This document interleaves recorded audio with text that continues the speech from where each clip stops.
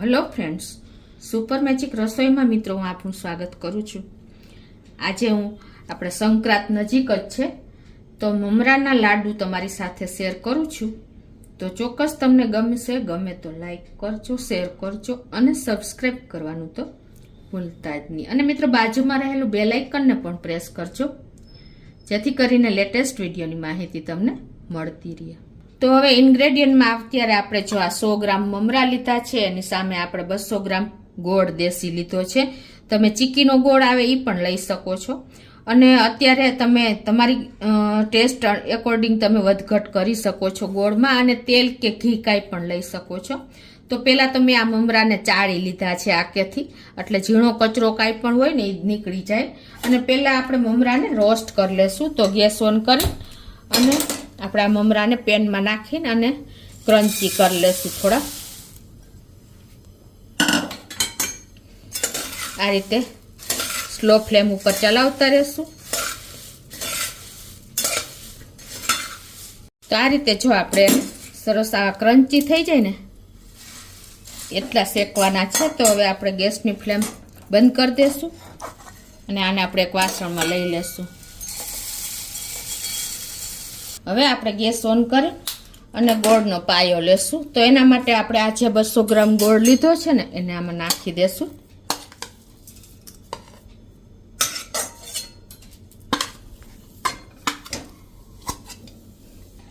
અને 2 ચમચી આપણે ઘી નાખી દેશું। તમે તેલ કે ઘી કાંઈ પણ ઉપયોગ કરી શકો છો અને આને આપણે સ્લો ફ્લેમ ઉપર આ રીતે એને મેલ્ટ કરી લેશું। આ રીતે આપણે ગોળને મેલ્ટ કરી લઈએ અને એ પહેલાં આપણે લાડવા પણ વારશું અને આપણે પ્લેટમાં પણ ઢાળ દેશું, એટલે કે પીસ પણ કરશું। તો એના માટે આપણે જો આ રીતે પ્લેટ તૈયાર કરી લેવાની, એમાં ઓઇલ કરી એટલે કે તેલ લગાવે ને આ રીતે આપણે એને તૈયાર કરવાની। પછી આપણે પાયો આવ્યા પછી ટાઈમ લાગે છે, એટલે આ પ્રોસીજર પહેલાં કરી લેવાની। તમારે થાળીમાં જેમાં ઢાળવું હોય ને એમાં। તો આ રીતે જો આપણે સ્લો ટુ મીડિયમ ફ્લેમ ઉપર બબલ્સ આવી ગયા છે ગોળમાં, અને આપણે આવી રીતે તમારે ખ્યાલ ન આવે ને કે પાયો આવ્યો છે કે નહીં, તો એના માટે તમારે ઠંડુ પાણી લઈ અને આ રીતે પાણીમાં ગોળના ટીપા નાખવાના અને પછી તમારે ગેસની ફ્લેમ વચ્ચે સ્લો કરી નાખવાની। પછી તમારે આ રીતે જોઈ લેવાનું કે આ રીતે જો કાચ જેવું તૂટી જાય ને તો પરફેક્ટ છે, પણ હજી આપણે આ રીતે સ્ટ્રેચ થાય છે એટલે હજી પાયો કાચો છે। તો જો હવે આપણે પાણીમાં નાખીને તો આપણે જોઈ લઈએ કે આ રીતે કાચની જેમ તૂટે ને મિત્રો તો આપણો પાયો રેડી છે।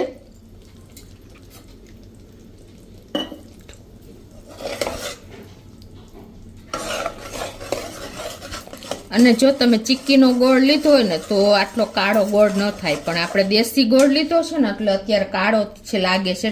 તો એને આપણે એકદમ બાર જેવો કલર લાવવા માટે પિંચ જેટલા આપણે ખાવાનો સોડા, જે બેકિંગ સોડા આવે છે ને એ નાખી દેવાનો, એટલે એકદમ સરસ કલર થઈ જશે લાઈટ। જો આપણે ચીક્કીમાં આ રીતે જ આપણે ઘરે કરતા હોય ને દેશી ગોળમાં, તો આ તમારે એક ટ્રીક અજમાવવી પડે। અને હવે આપણો ગોળનો કલર પણ જોવો સરસ જોઈએ એવો થઈ ગયો છે। હવે આપણે આ ગેસને બંધ કરી દેશું અને આપણે આ મમરાને એમાં નાખી દેશું, જે આપણે તૈયાર કરીને શેકા છે ને એ મમરા પહેલાં થોડાક નાખીને આપણે હલાવી લેશું અને આપણે આને પેનને નીચે લઈ લેશું। તો આ રીતે આપણે એને મમરા નાખીને હલાવી લેશું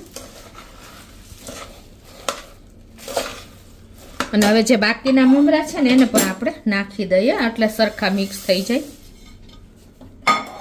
અને હવે આપણે એને નીચે લઈ લેશું। આ રીતે તમારે ગોળમાં મમરા મિક્સ કરી લેવાના છે અને આ થોડુંક તમારે સ્પીડ રાખશો ને તો સરખા મિક્સ થઈ જશે અને ઠંડા પણ નહીં થાય। જો કે આમાં કોઈ ટાઈમ નથી લાગતો, એકદમ સરસ તમારે બધોય ગોળ લઈ લેવાનો છે। આ રીતે જો આપણે મિક્સ કરી લીધા છે અને હવે એને આપણે આ રીતે થાળીમાં જેટલા નાખવા હોય ને પહેલાં આપણે ઢાળી દઈએ આવી રીતે।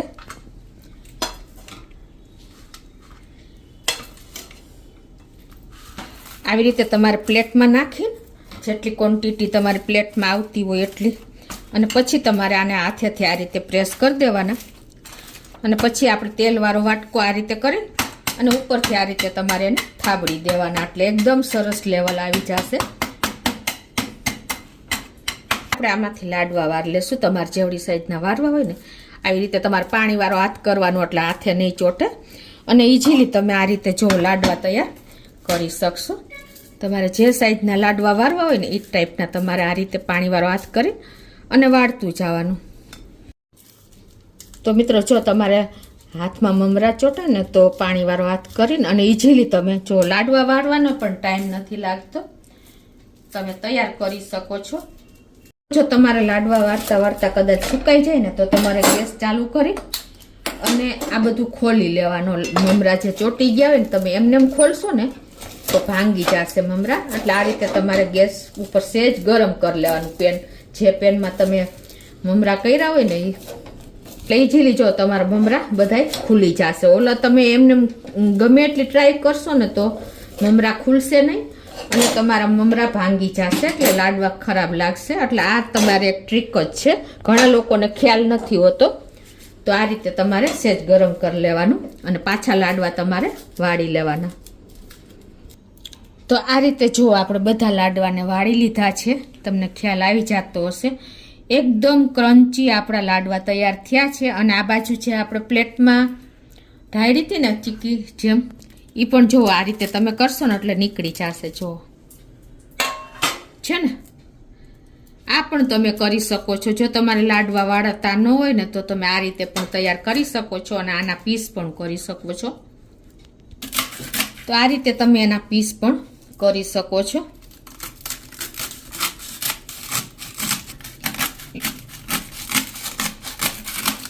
આ પણ બાળકોને વધારે મજા જ આવશે.